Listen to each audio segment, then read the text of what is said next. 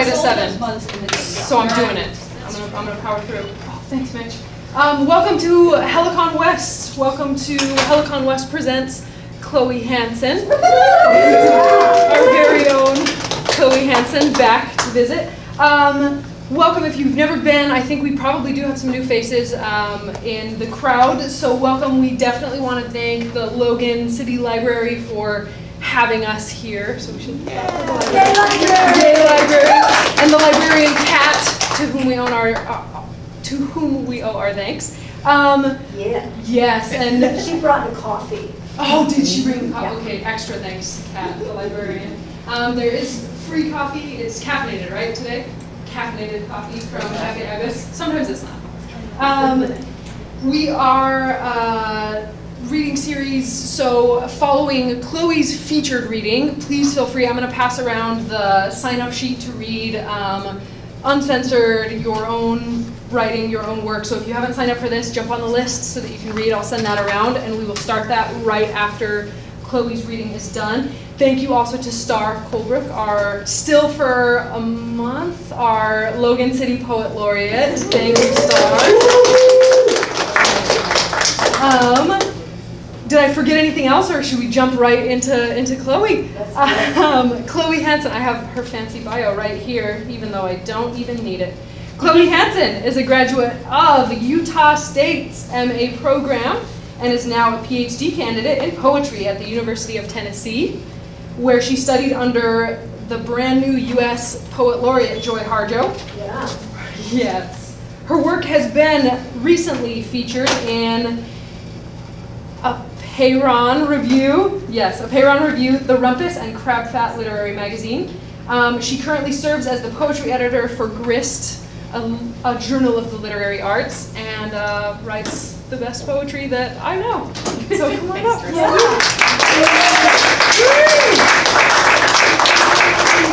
Thanks, Carissa, and thank you everybody for being here. This is really great.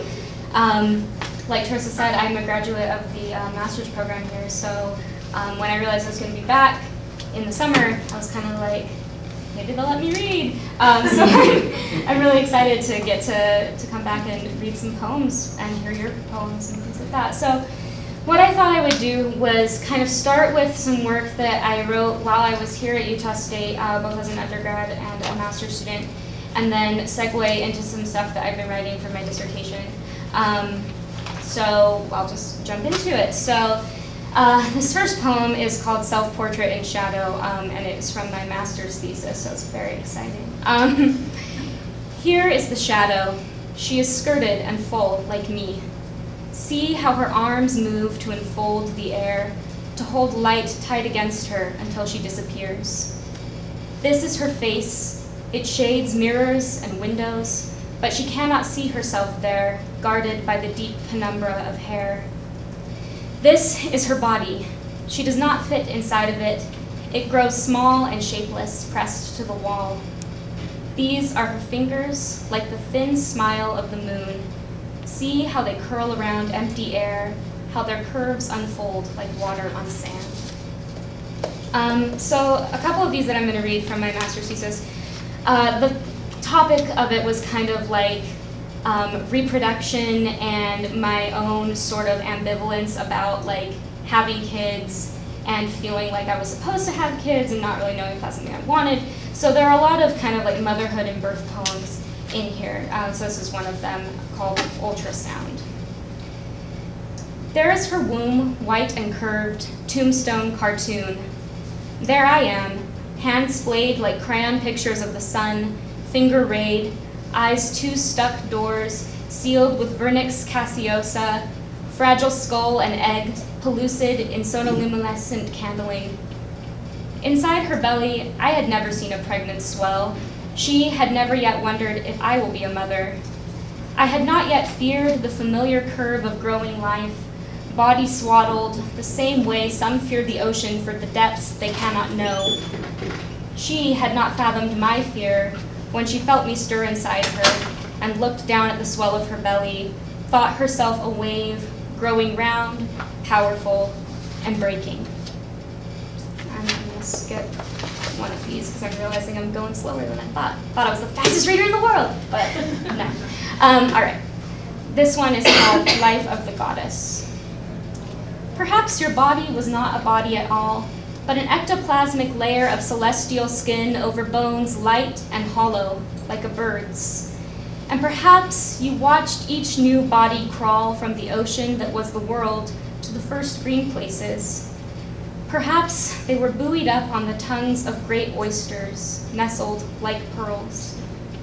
Perhaps you saw them break like brittle shells, white bones sharp and delicate, pushing through skin and sinew, painted red. Perhaps you wished you too could feel. When they gave their children to you, opened their bodies like the carcasses of their kills, ran them through in your name, perhaps you grew stronger and wished you had not. When they forgot your name, forgot the stories and the idols, the crumbling remnants of your image, perhaps you returned to the ocean they once crawled from and let yourself be carried off, white foam on the water.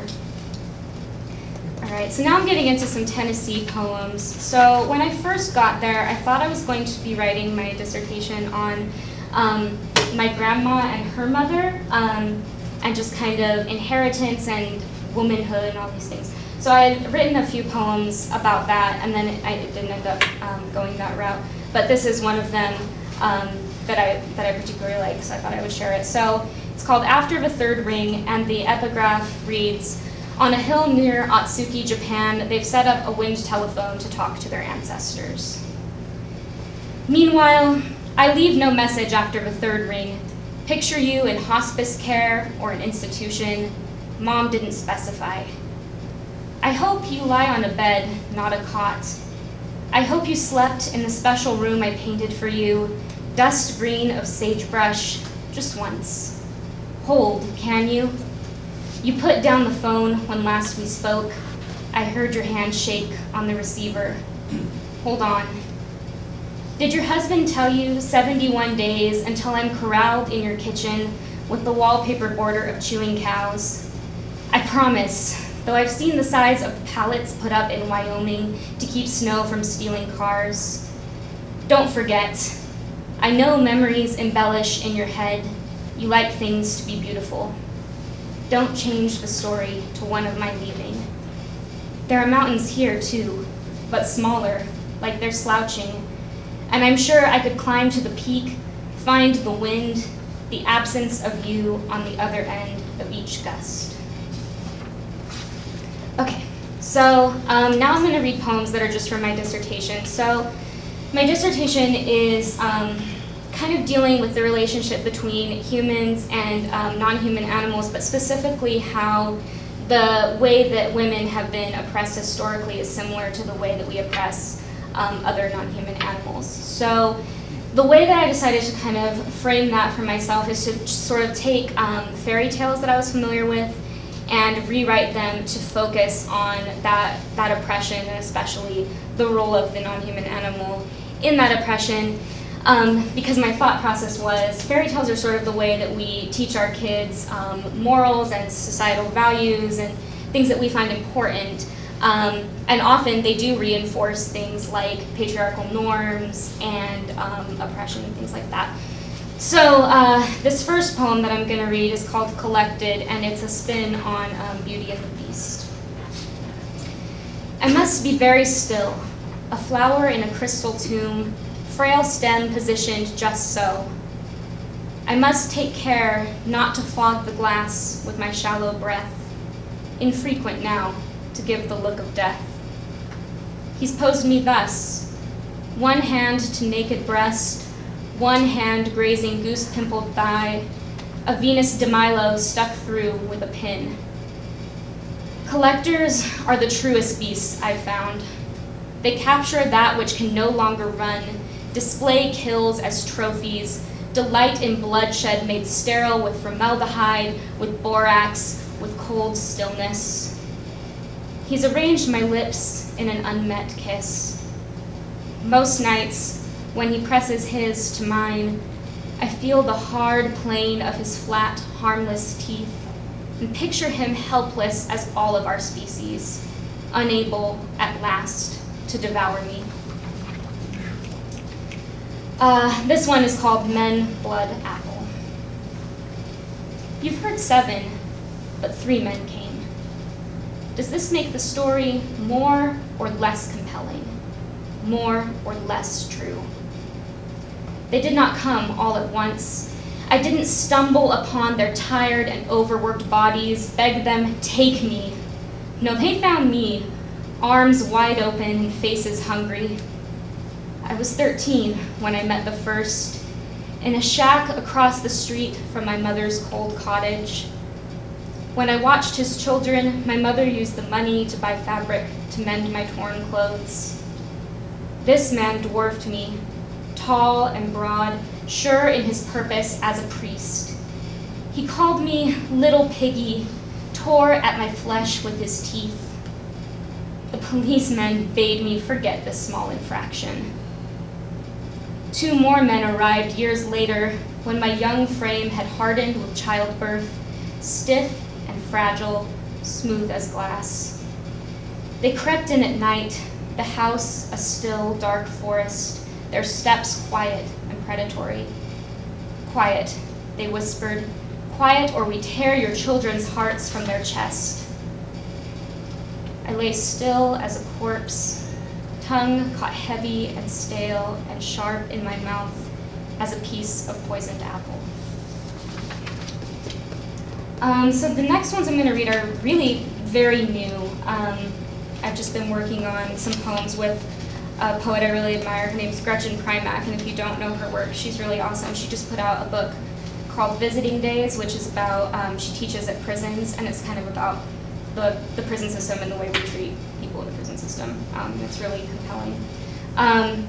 So this poem is a spin on The Little Mermaid. It's called Little Mermaid because I can't think of a title. So if during this poem you're like, here's a really good title, please tell me the title because I feel real dumb not being able to decide on my poems.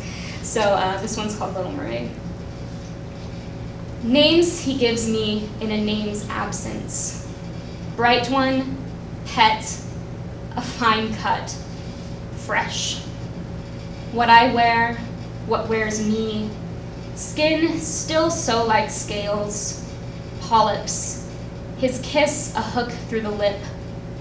Caught in his sheets like by-kill, new legs twisted up, I choke on air like a fish. At night, I am laid out neat at his feet. The novelty of a beautiful, voiceless thing, creature, woman, animal, kingdom, phylum, clade. I remind myself I did not choose this net to swim in. Gills flutter like winged creatures, then grow still. He promises to take me fishing, bait, bobber. What my body dredges up from the depths, women who bite harder at the side of me shimmering beneath him. A diamond ring chokes her finger, a pink salmon caught in a plastic divider. Broodstock, catch and release. A last kiss before the hatchery. The taste of blood, of salt, mine, his. Foam washes everything away with the tides. The whole world turns red.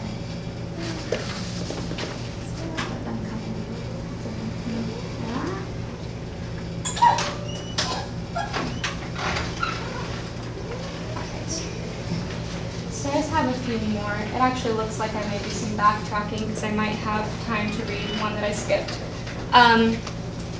So this poem is called Whipping. Again, for lack of a better title on my part. I suppose dancing is a fit end, though I was never much of a dancer. In heat-fired shoes, though, I can lift my feet, coupe and fouette. I should count myself lucky.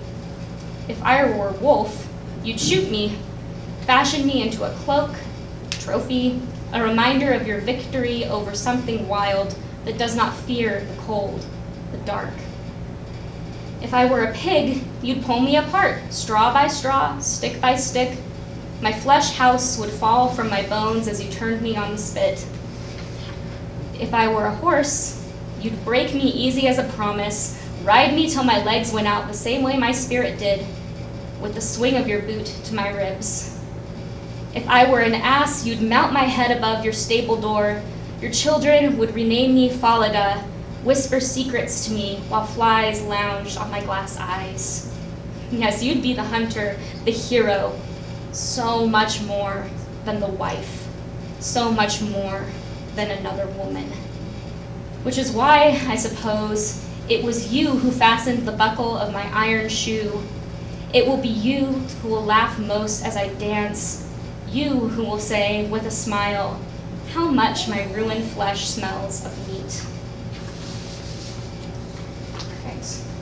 We're going to take a little detour out of the fairy tale poems for these last couple, and then we'll dip back into it at the very end. So this one is also from my master's thesis. It's another kind of pregnancy and childbirth poems, and it's called Labor.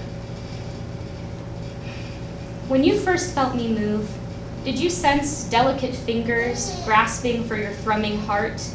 Each beat, the blink of a startled eye closing to avoid pain. We hear with bones as well as ears, like whales hear. Those inner echoes give us the sound of our own voices. Did you hear me shifting inside you, the sound of the ocean in a shell? Or were you too full to echo? The spaces inside you made solid with me, baby coos stopped between belly and brain. Did you know love, which set me going, fed on you even then, matricide of your own making? Did you steel yourself against the violence that would ring through your body as I stained your shaking thighs, as I cut my lungs with screams to prove I could breathe without you? On that night you first felt me move, rocking like a cradle. Did you fear something else shuffled toward Bethlehem? That's the poem called I Studied for Comps. Look at my Yeats reference. I wrote some poems, guys. Anyway, I laugh at my own joke harder. I've got two more for you guys. Thank you again so much for coming out, and thank you to Teresa for introducing me, Star for letting me be here, all of the faces that I haven't seen in so long. It's so great to see you again. So this is awesome. All right, this poem is called Guilt. I follow rescue pets on Instagram. I think of how many I could fit between my couch and the wall, in the Tupperware boxes under my bed, till the house became engorged with my goodness. Mornings in bed, I watch videos of pig sanctuaries and never once think of the smell of their crackling skin. Though if I did, I might feel my lip curl back. My teeth might grind against each other as if gnawing bristle from bone, guided by some primitive part of myself I do not recognize. What I do know is how to cut rump roast with a deli slicer, how to devein a shrimp in one slick motion, how to crack a wishbone. I know that the acid in my throat when I see a video of a dog caged and ready for slaughter in some unfamiliar country has a different taste from the burn that comes with a real face pressed against a cattle car at a stoplight, where I scroll through my feed and follow the stories of lucky ducks and elderly chickens, of extraordinary pigs solving puzzles, and perplexed farmers who wonder why their dog ran away after they sold the cow, the same cow the dog snuggled long before he answered to his own name. This is my last poem and also the newest poem I've written and edited, so it might be risky to end on. So if you don't like it, think of the poem you liked the best and plug that in at the end of this set, and you'll be okay. So this one is called Feast, and it's maybe a little bit, I don't want to say like manifesto-y, but I wrote it when I was pretty mad, watching like one of those like incendiary documentaries about agriculture. So, in times of tragedy, we eat. Foil-wrapped dishes deposited on doorsteps, limp leftovers gray as death. Bowls of porridge left to cool on the table. Apples tart as poison. The copper taste of blood sucked from a wounded finger. We eat, relish, savor. Yet still we hunger for something vital, something that pulses and breathes between our teeth. A story, perhaps, to gnaw on. A preserved hoofprint in the snow. The whistle of wind through straw walls. A red-rimmed mouth. Yes, we're hungry for lives to open up, skin to peel away, to pull apart like a wishbone. We dream of devouring the still hot, beating center of truth. So we dig in, break the bones, rip the skin, turn the pages of a life like an impatient reader looking for a happy end. Poor bear, poor wolf, poor little girls wrapped up in the same tale, sweltering and primal. Thank you guys so much.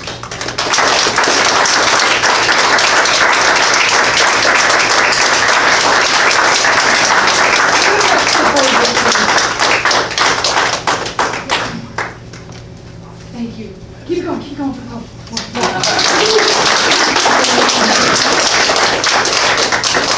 Wow, Chloe. Thanks.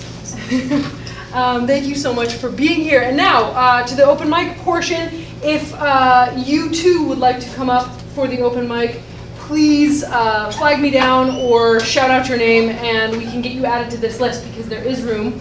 But barring that, and I will look at you so you feel guilty and read for the open mic.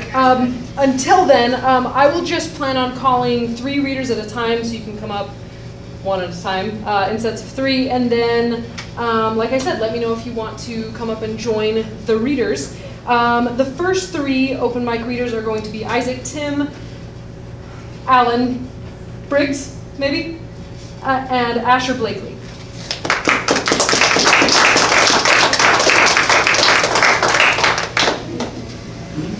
Oh, and if you do not want to be recorded for YouTube, just tell Jack to turn it off.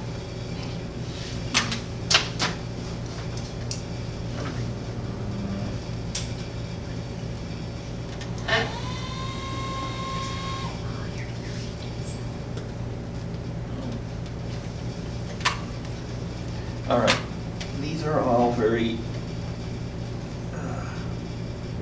they're pretty self-explanatory. Prayer to Red Earth. For millions of years, the sea rusted, longer than dinosaurs and mammals walked. Iron protected life, even as their oxygen broke it down. On my knees, I hold red stone in my hand. Imagine rust settling, oxygen exploding, painting the burning sky blue. As dust rolls from my hand, I think of the single-celled God that gave their life. My family mined darkness. My father farmed midnight from a shaker table, wolframite, black and pure as the universe.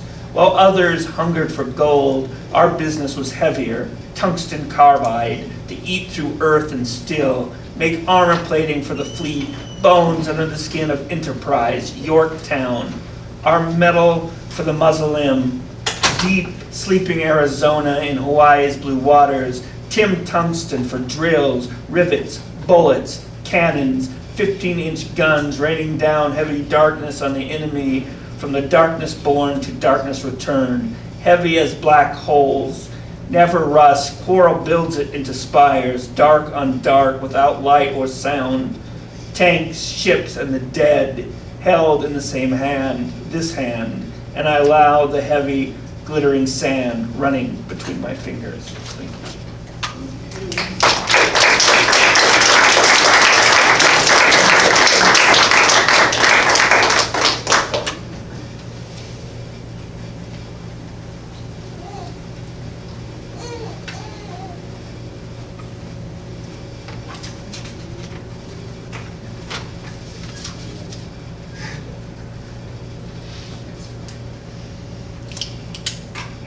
This is called Valkyrie.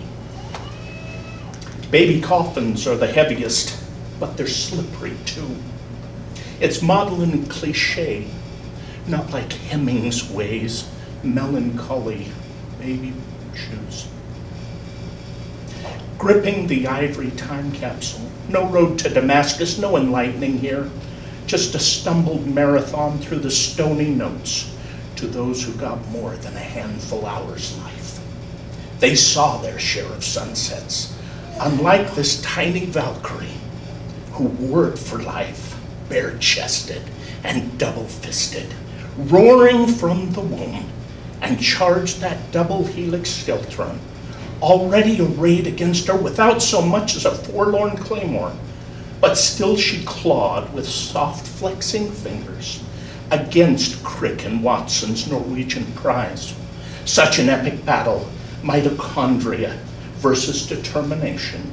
No samurai with glinting katana, nor knight encased and charging has battled with more grim-faced joy as she, sounding her barbaric yawp.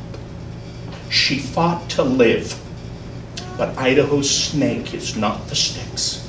No dipping in that greenish wet could armor this Diana against her DNA. And at the dark side of the morning, genetic deception felled her. She was worthy of a dozen bearded warriors, heaving her aloft to a pirate fleet, with drums and women keening her loss to an eclipsed sun, with such skyward roaring flames as would put Nero to shame. But all she got was a paunchy pauper, hair thin and hoarse, from moonward howling. The weight of that coffin mashed neck and shoulder like a barnacled anchor. No release except through wretched word choice, inadequate to the jagged edges that decades don't dull. Paltry prose falters, brittle, but scarred with truth. Baby coffins are so heavy, but they're slippery too.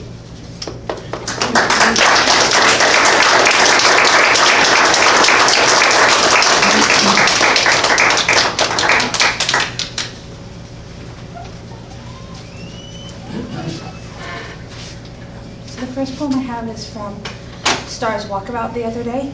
Even though I wasn't there, she mailed me the packet so that I could write for the prompt. And so it's called Grandfather's Wedding Gifts. Culled from abandoned quarries, once housed temple walls, polished chips buffed into smooth, glossy shine, reminders, desperate commitment, eternity, majestic stagnation, and glorious immobility, carefully anointed sacred hells. The second one's called The Ghosts of South Clay Street. We were the dead-end kids, come from the wrong side of the Miami. Second-hand jeans, patched shoes, and threadbare tees. Our mothers, front porch hoarders, all the little things she daren't toss for just in case and maybe one day. Caught between futures teachers promised, college dreamers relegated like destiny to stand the same factory lines as our fathers before us. Our kids clutching the same little white lunch cards, these golden tickets saying, look how poor my family is, like your address doesn't give it away. And this last one is called While Everyone Watches. I stopped dragging the corpses of my past, razor blades across my present, entrenching new wounds, rotting and decayed, habitual talismans displayed like butterflies. This isn't something you collect, specimens in a jar, a catalog of denial, killing yourself one mechanism at a time.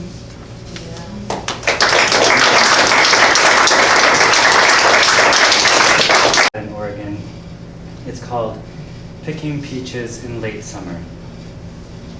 Ripe ones glow, it's yellow we look for. The red is only sunburned skin. A quarter turn and the soft fruit drops into our palms like loosened light bulbs. We pack them with newspaper in shallow boxes, as if storing ornaments after a holiday. It's August already.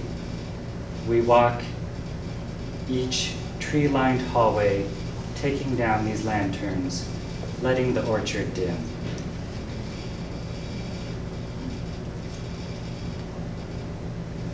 This next poem is called Kintsugi, which is a Japanese art form that I find really inspiring, and I guess a lot of people do because now it's showing up on Facebook and Pinterest. I'm hardly the one who thought of it first, but with broken ceramics, they will glue it back together, and then they'll actually highlight the broken parts with gold lacquer. And so this poem is sort of a meditation on that principle. Kintsugi. 1. From an airplane window, I study Earth's fractures, its wounds, mountains where plates buckled and bent, collisions labeled with fault, as if someone's to blame. The Great Salt Lake, like a giant ache with no outlet, its water turning to tears. Fields, blackened by summer fires. The Columbia, a bright laceration along the state line. 2. The clay of our bodies holds its own history of rupture, cells splitting at the very start of us. When skin is cut deeply enough, healing leaves a luster on the raised flesh. 3. Silvered with sunlight, the river reminds me of kintsugi, the Japanese art of pottery repair. Rather than discard a broken bowl, they save the shards. They fit each piece together and trace the seams in gold. An object of beauty, the mended bowl, more precious for its lightning marks, its gilded scars.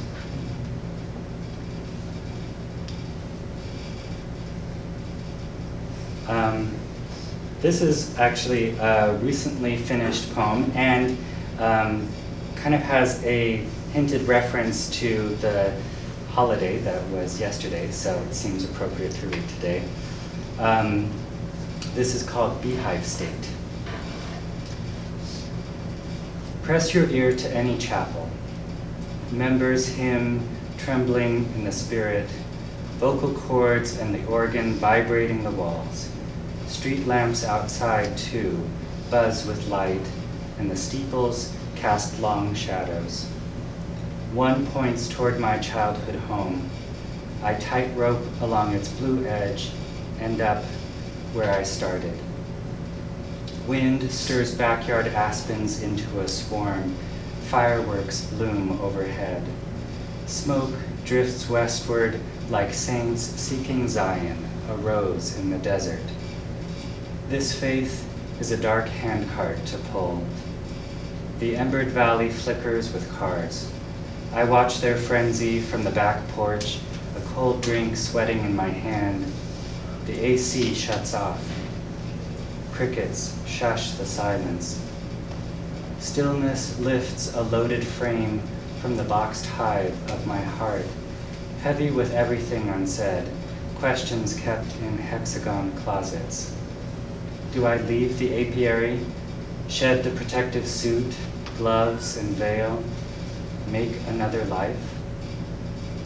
Blood thrums through my veins, honeyed with desire. My prayers have reached a fever pitch. How will this end? I stand on the top porch step, arms stretched out like a cross, like in a dream I had, terrified to move, to even breathe, my tender body clothed in bees.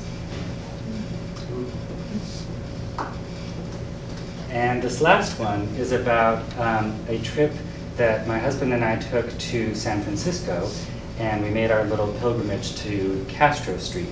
And it was a very interesting experience for me. And so here's a poem about this with the first line borrowed from Elizabeth Bishop. Castro Street. Everything is rainbow, rainbow, rainbow. Blue sky, the theater marquee a lipstick red. My man and I hold hands, kiss, unremarkable as palm trees in the San Francisco sun. We browse shops filled with wigs and shot glasses and coffee table books of erotica. Not the heaven I expected, but any freedom from fear is paradise. I float up the steep street like Sisyphus without a boulder, no divine punishment to push, We are the gods here, whole and holy, bodies glowing in the window of a dim restaurant before we enter. We order bread, olives, a glass of wine, a still life in this light. We make it last as long as we can. Not like tourists tasting a final snapshot of a foreign city, but like lovers leaving our homeland, passports in our pockets, salt on our tongues, savoring with the time we have left, a place where we belonged.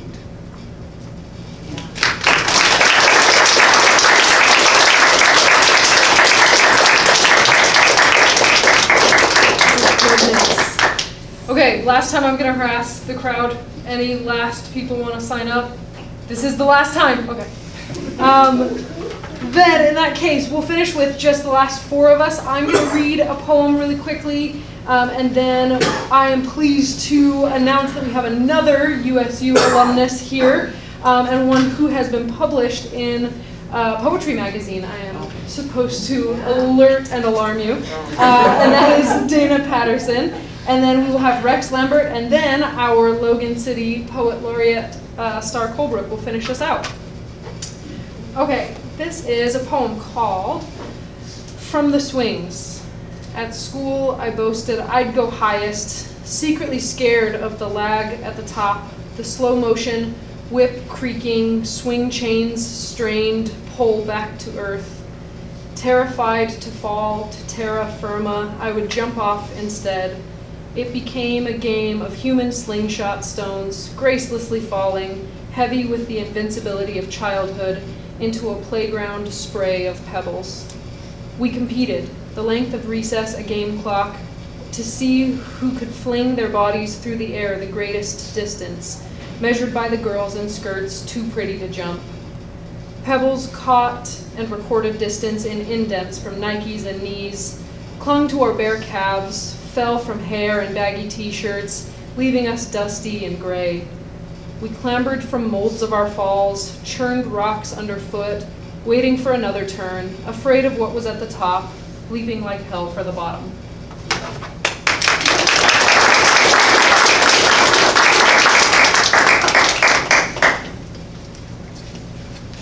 I'm not reading this whole thing, don't worry. Aww. I'm also, I'm from Logan. I'm sorry my voice is really scratchy. I'm getting over a cold. But I live in the Pacific Northwest now. But I end up writing a lot about Utah and such. But this is really special for me. This is, I think, the second time maybe I've ever read in Logan. And the first time was in Star's poetry writing class. She was my very first poetry writing teacher. So this is like super exciting for me. Yeah, and she's still teaching me how to be a good poet and literary citizen. I mean, it's been 15 years since I've been in Logan, and she reached out to me when she saw my poem come out in Poetry Magazine, and she was so excited for me, and I'm like, oh my gosh, you still remember who I am, you're amazing, and I'm in love with Star. I'm gonna share two poems. This is God the Mother Speaks of Trees. Before the world pulsed alive, I wove leaves on my loom. Sawtooth, lobed oak, ginkgo's fan, feather and star. In my maker's lab, I spun and plaited strands of cells, xylem and phloem, filled groves and named them sacred. My votaries seek the loam of my presence under shive light and insect frass lit to a haze of gold. Here, I've appeared since the beginning, clothed in soft green glow of lamb's ear and lichen phallus, my gray braided with witch's hair. Here, I've revealed myself to my children, farm lads with calloused hands, girls with poultice herbs in their aprons. I whisper, willow, touch the grooved bark with outstretched finger, lead them to clumps of mushrooms, their fruiting bodies bursting from a nurse log's molder. I'm nurse log to the universe. From the journey work of stellar dust, from lignin and detritus, I beckon each thread, each tender sapling. How I love them. Children take mothers for granted. Cradle, matchstick, pyre. My heartwood milled for paper, pulp. Don't underestimate my present reach of roots, or ignore invisible messages I seep through air. You are cambium in my hands. You are forever seeds I scatter, trunks I'd shield from wind throw, snap.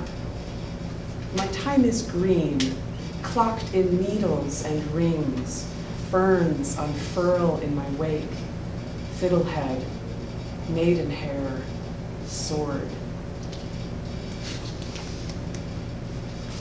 And this is called "Oh is the Sound of Tragedy."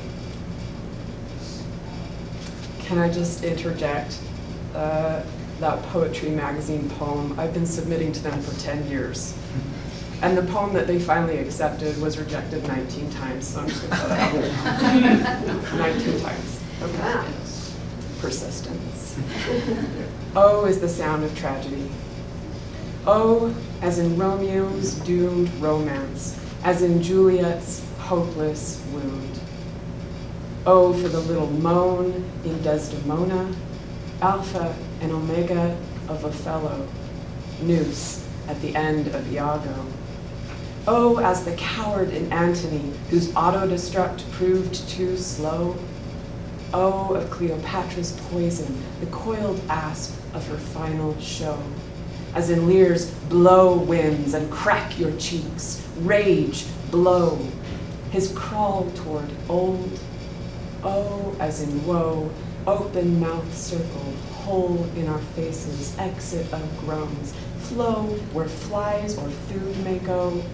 My mother's float, my father's snow, my faith in the whole, holy, holy broke. Oh, for the gone in Goneril. Oh, as in go, run, revoke the order for Cordelia's. Oh no. Oh, for the double O's of Gloucester's eyes, the twin O's in look, which he can't, because O is for out, vile jelly. Old, oh, as in mold, fold, follow folly, fall into nothing, no thing, to zero. O as in glow, rotundity of the world, loaded with the O of sorrow. O probes and prones, look, look, look, look, to see so much and know.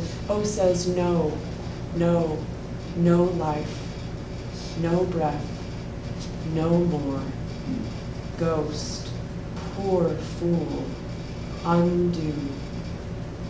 Oh, for ambition's goad, for the smoke of Macbeth's unholy goal. Oh, for Ophelia drowned, for Hamlet's lost crown, his dying throes, his oh, I die, Horatio, his oh, oh, oh, oh. Thank you.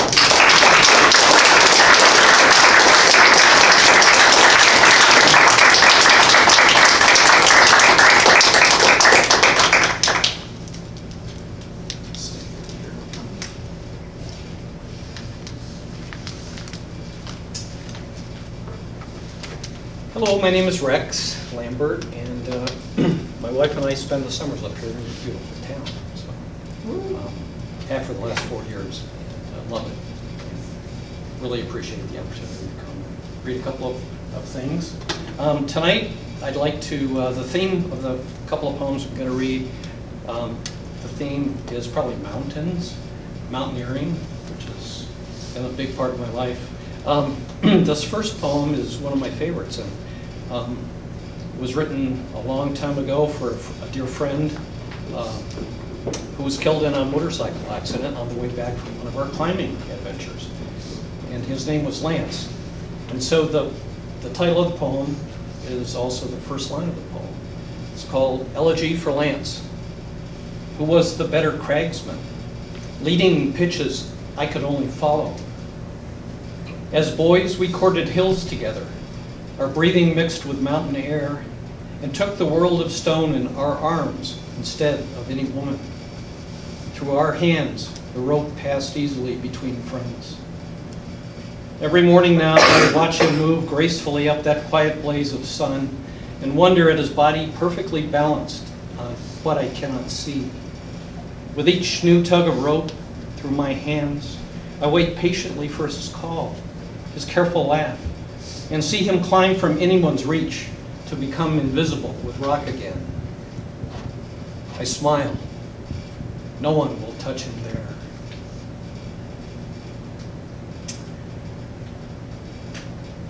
There's a mountain right in the middle of urban Phoenix, Arizona. It's called Camelback Mountain. Those of you who've been there, it looks really like a camel laying down. It's got a hump, it's got a head, and on the head, there's, this is a huge mountain, right in the middle of the city. And on the head of Camelback, there's a small plateau. And on this little plateau, there sits this monolith that's 150 feet high, and it's called the Praying Monk. And from a distance, it looks just like a praying monk. So this is called the Praying Monk. Now, he has always been here in one form or another, and will remain long after we repel and walk away. It is because we kneel, bow heads, and are silent, because we exist to make associations, see striking likenesses, resemblances between ourselves and things more permanent than ourselves, that he exists now under the assumed name we have given him, head bowed under a rock cowl, kneeling forever petrified in prayerful genuflection, a monk turned miraculously to stone. It was once only mountain.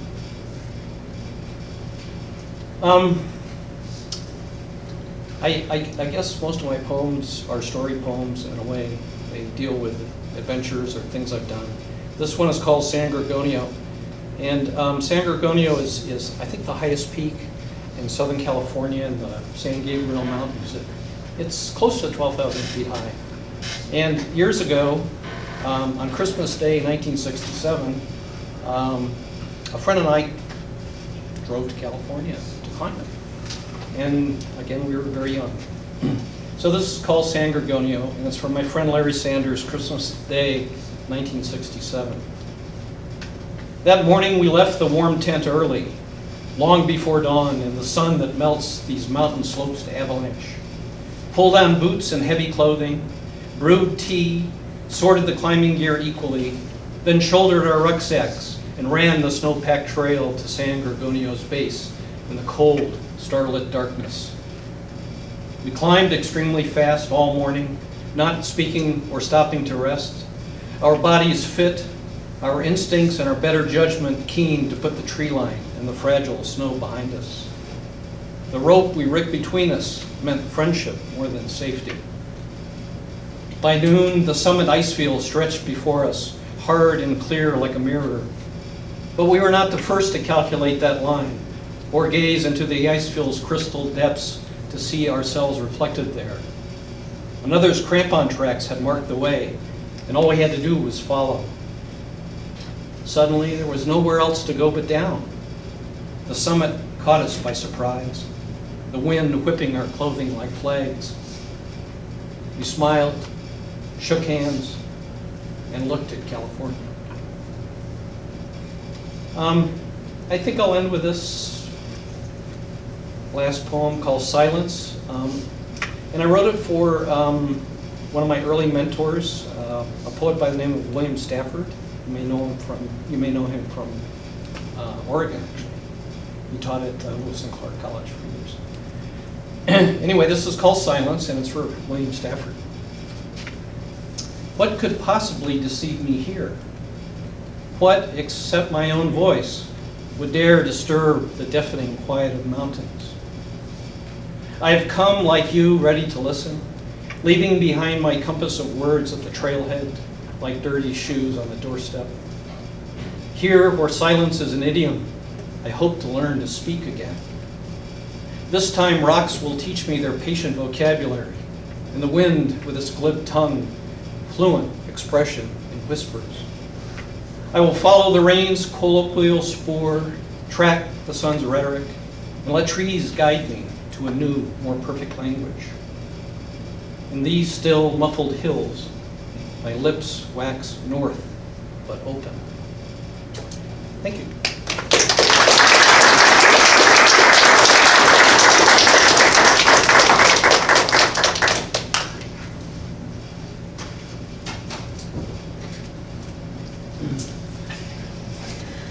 Wow, these are such great faces. It's so nice to welcome people back to town after they've been gone for a while. I love it, for a while and even for a longer while. Thank you for being here. Thanks for all these great readings. Jack, are we holding out okay on the power in the... thank you, Jack, for videoing. Thank you, Steph, for helping Jack set up. Thank you, Teresa, for emceeing. What a fabulous job you did tonight. You were all nervous. You did Don't wonderful. say that part. And Dana, and Chloe. That was so grand.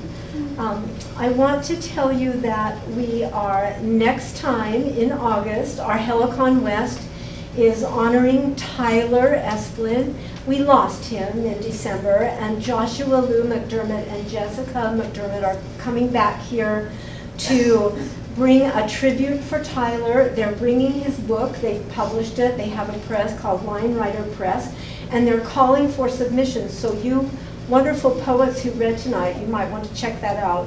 That will be August 22nd, the tribute to Tyler. We'll be reading the poems from him and about him, so come. Also, I want to tell you to remember that you can bring writing in any stage to Helicon West. We always have different writing groups that sort of fan out from Helicon, and you get help and support from each other. We have such a great literary community here in Logan. And once again, thanks to the Logan Library. They are our official partners. We love the Logan Library. I want to read tonight for you 3 poems in progress. Have I said everything? I said that. Okay. Handled my notes all right. These are 3 short poems that get progressively shorter as they go along, so they won't take too much time. The first one is called Drake. I like to write about things in nature. My sweetie Mitch and I walk a lot, at least 2 miles a day, in Smithfield, which is a glorious little town. And isn't it amazing how sometimes you feel about nature differently than you would feel at other times?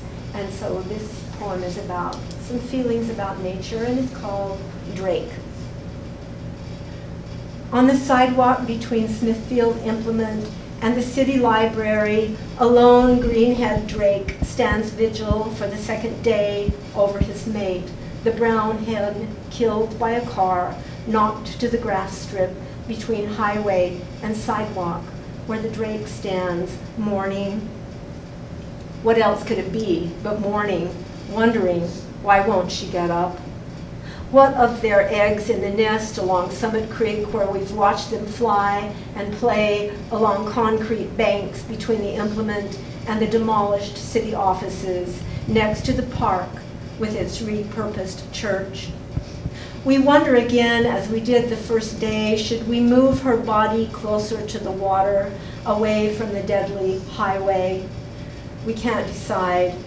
Perhaps as she begins to decompose, he'll leave her. But it's already been 2 days of him standing here. Would we stand here? Would we? As he does, diminishing in weight, his beak opening, closing, as we come to watch him 4 feet away, no sound from him as he stands there near her. And the sun sets and dusk falls, and he does not leave her as we leave him, as we leave them in the place where we found such impossible grief. This next poem is My Sister's Room. My sister died 10 years ago this year. It seems quite impossible. Speaking of impossible grief. It was not suffering I entered, no more than her life had counted on. She plied it like the body in which her cancer leaned heavily, belly to chest, the whole apron of dotted tissue, a thing she accommodated, like the bile of TV news she loved, her top lip curled in agreement. It was not suffering I saw, but the painted room where no anchors would keep her once the morphine blunted her lifeline to screen time, when we changed the channel and choirs of angels sang her out for the count. Final poem, single use, and I want you to know that I have carried the same grocery bag to the store since 1991. I'm only 100%, 99% culpable. Single use. Microplastics drift like kites thousands of feet up the mountains, petroleum particles plying the Pyrenees, just as they do in cities where we, driving and walking, breathe their colored dust, stuff our lungs with just what we've created, what we cling to, handy, one-use plastic bags degrading in the sun, blowing on the wind. Thank you for being here tonight.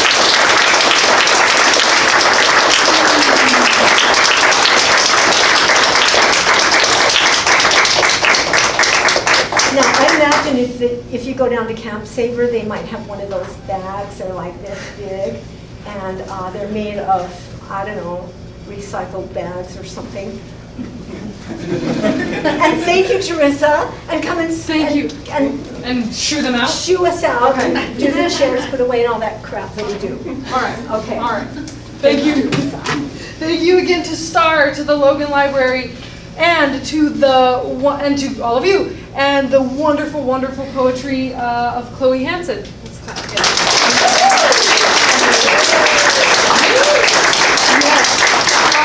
Please do us a favor before you go.